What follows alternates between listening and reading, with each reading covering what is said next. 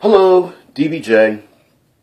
This one is going to be about the 9-box alignment and using the seasons to create your setting. A little bit clunky there with the words and stuff. I'll come up with some kind of way to simplify it down. I just usually write notes. These are I can't really see much. There we go. These are sometimes notes that I write down. Something's on my mind. I work outside. I'll write a note down. It'll just be like 1 or 2 words or a line or a phrase or something, just to keep my mind set, because I'll go off on a tangent in an instant. This one is about the 9-box alignment, the 9 alignments. I know people get pissed off about alignment, how they hate it and whatnot,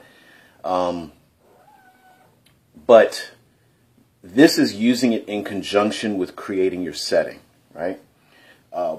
Pathfinder and other game systems, but Pathfinder is specifically because it's the one I can think of in their Inner Sea campaign guide, has the different nations and uses alignment as a small descriptor. So when you open the book, there's a small little, I guess you could say, a summary box.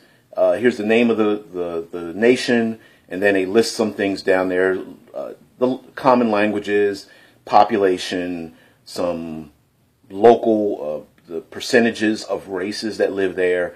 And one of the first things they list is the alignment. Chaotic evil, lawful neutral, neutral good, what have you. And something that I pulled out of Ars Magica. This is a game made in the 90s, late 80s. Mid-90s? I can't remember. Using the seasons, spring, summer, fall, and winter, as a descriptor for the aging process of a magical covenant. So, using these two using these two techniques as a tactical way of setting up your game can be very descriptive in a very short amount of time. Whew. Okay, so what's my point after babbling and stumbling over what I said? When you're creating your game world, whether you're creating it from the bottom up or top down, meaning like from the bottom up, meaning you don't even know what the nation is. You just have a dungeon. Player characters go into an old keep, and then you start building from there. You start building the nation outwards, or from the top down. You come up with a huge map. You have this huge identity that you want to create for this nation. Some of the political intrigue, and then as the player characters experience it from the top down, you come inward and start putting more detail into other areas. Which, however you do it. One quick way to describe the different countries or nations or cities or even villages that they come in contact with is to give it an alignment. And that, of course, the alignment is a generalization. It is not to say that if you pick lawful neutral for a place called Stone Keep, right? It doesn't mean every single person in there is lawful neutral. It just means that the people that live there abide by a lawful neutral style of society and government. And a place could be lawless, but the people could live in a lawful neutral kind of way. They all may have a personal set of boundaries, hold tradition very closely. They may honor the ancients in strict fashion, maybe by priests or religion or belief system, or they may not have been exposed to anything outside their own culture, and so they stick to a regimented kind of rulership and government, whether it's self-governed, whether there is a committee, whether there's a dictator, whether there's a noble family, whether it's a democracy of some sort. Whatever you decide to have, just label it with an alignment. All right. Now the other one is using seasons: spring, summer, autumn, winter. Using a season as a descriptor can also be a really great tool to decide how young or how old the current flavor of the place they're visiting is. So let me give you an example. Let's go with lawful neutral and pick spring. So lawful neutral in this country's spring means that it's very new. It could be that this is the first generation of people who are living under the lawful neutral kind of aspect of society. So, for example, there could have been a very great war. There was a lot of lawlessness, a lot of chaos, and now all the people have adopted this. We're going to abide by the law. We've written the laws down. We've elected our leaders. No questions asked. We're going to follow these rules because this is going to lead us into a new paradise of sorts. Okay, and so in the spring of a society, it means that there are still elements left over from the old guard. So there could be a lot of, let's say this was a town that went under war and it was crime-ridden and everything. Well, those people still exist. So you can have stories where these criminals or enemies of the state are still being hung or executed or put under trial or being hunted down by, mercenaries or bounty hunters. And the player characters have to hunt the old guard down to eliminate them so that this new population can exist. Whether the player characters like it or not, maybe the player characters like the old chaotic system, because maybe they were chaotic good. And the new guard comes in and says, no, we're getting rid of the old nobles and whatnot. We're going to live in a lawful neutral kind of society because you guys just flaunted all the ancestors' ways or something like that. So that's spring. Spring's brand new. Spring's usually first generation, possibly second generation.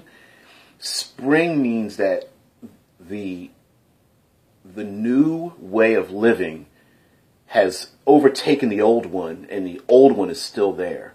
And it could be lying dormant. Maybe it's getting ready to be stoked by a new fire. Those kind of things. Summer. The summer of a society is one that is full of energy and passion.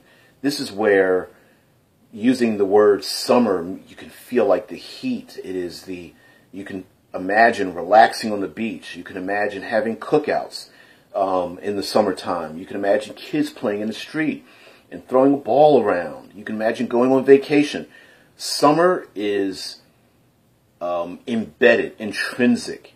Summer is the idea that not only has our society thrived as a lawful neutral society of sorts, using that as an example, but it's worked for us and we're happy with it. We are able to relax a bit. Our army is nice and full. Our scouts have not seen our enemies anywhere. We've routed out all the criminals in our society, and we are enjoying the fruits of our labor. And this could be, it doesn't have to be a lawful neutral. This could be a chaotic evil society, but they are enjoying the fruits of their labor. They are enjoying, slaughtering their enemies and using them in gladiatorial games, or putting them in posts in the middle of the town and just throwing daggers at them out of fun. That would be the summer of a chaotic evil society where their enemies at this point in time are not touching them, or they don't feel that they're touchable, and they are enjoying that. Now, the fall, the autumn of a society is one where the passion in many ways has gone out of arriving where they're at. Fall is very much regimented. We are building. We are gathering food. We are in the midst of construction. We are establishing ourselves. We need to, just as a squirrel gathers food for its nest for the winter. The autumn of a society, the fall of a society, is not that it is falling, although you can use that as an example, but also maybe they have enemies. War hasn't started, but they're gearing because they know their enemies are on their borders. Maybe they know that there's enemies within the state, and they have to hunt them out because we need to prepare ourselves. There are political enemies of ours, and we need to prepare ourselves for a revolt or an uprising. This is where you go from everyone having fun to people being incorporated into the crafts, into the mercantile, into guilds, where the guilds have far more power, where finance and money and exchange and trade is far more important to the society than anything else. It is just the stability of the society. And this is where some of the things where the age starts to show. Maybe there's old trade routes that are being hit by bandits, but these trade routes have been around for a long time, and the people are a little reluctant to want to change those trade routes. It's a direct line from the Iron Fortress all the way up into the Hidden Glen. We've been dealing with them for a long time. We need to bolster the support. Also, because it's in the fall, brand new ideas are not a very good thing. We've done things a certain way. We've always gotten our water from the stream upriver. Someone dumps dead bodies into it. Well, where are we going to get our water from? Well, someone says, well, we could have built an aqueduct to the river across the way, but we never bothered doing that. Hey, let's put some money and effort into building an aqueduct to get water to travel from this other river that's got cleaner water and it flows faster. Well, no, let's just clean out the bodies. We're just going to do it the way we always have done. Of course, you end this with the season called winter. And winter is, you just think of cold and age and gray, overcast. And so the winter of a society is its downfall. It could have suffered, this is the third attack by our enemies, and the people are just tired of it. They want to leave. The economy is falling.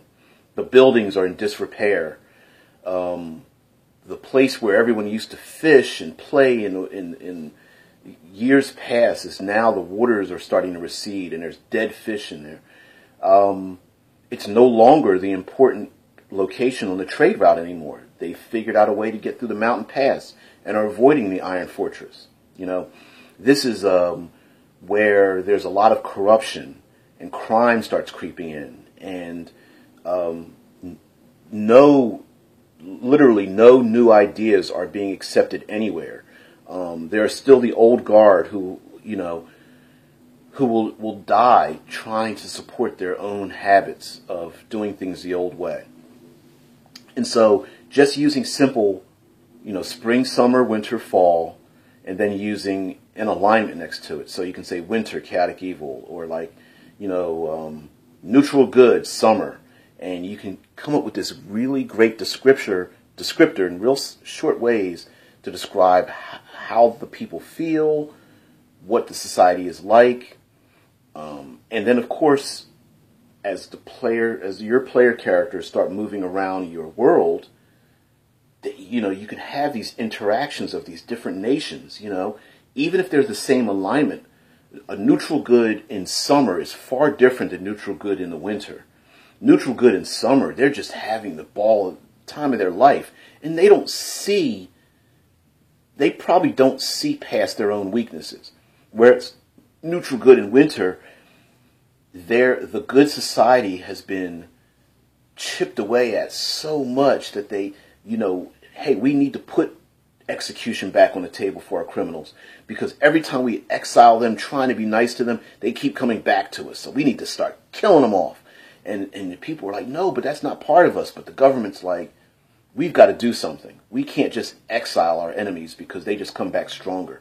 And it starts chipping away at that alignment that they hold so dear, that the government holds so dear, that winter starts to bring them down, and they start to become the political enemies start going after each other in this environment, where I'm more gooder than you are, that kind of thing.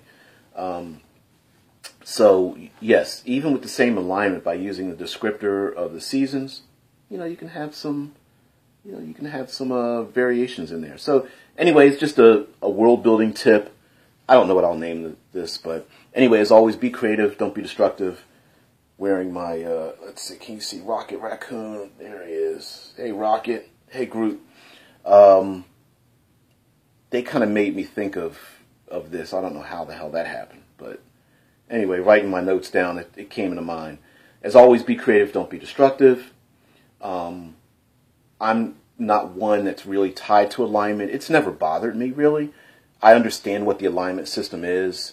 It's just a guideline. A lot of people use it like it's written in stone. I've seen people make mistakes where they end every statement with their alignment. My character's crazy because he's I'm chaotic neutral, that's why I'm crazy, or like, my character does this because he's lawful good or something. And it's like, no, come up with a personality, come up with a background, come up with a behavior trait, and then find an alignment that most closely assigns you. That alignment is the after. You pick after, not beforehand. Anyway, I'm not going to get into an alignment argument. I'm just using it as a tool for setting creation, and just wanted to give my 2 cents on it. Anyway, DBJ, thanks for hearing me rant and rave, and I'm out.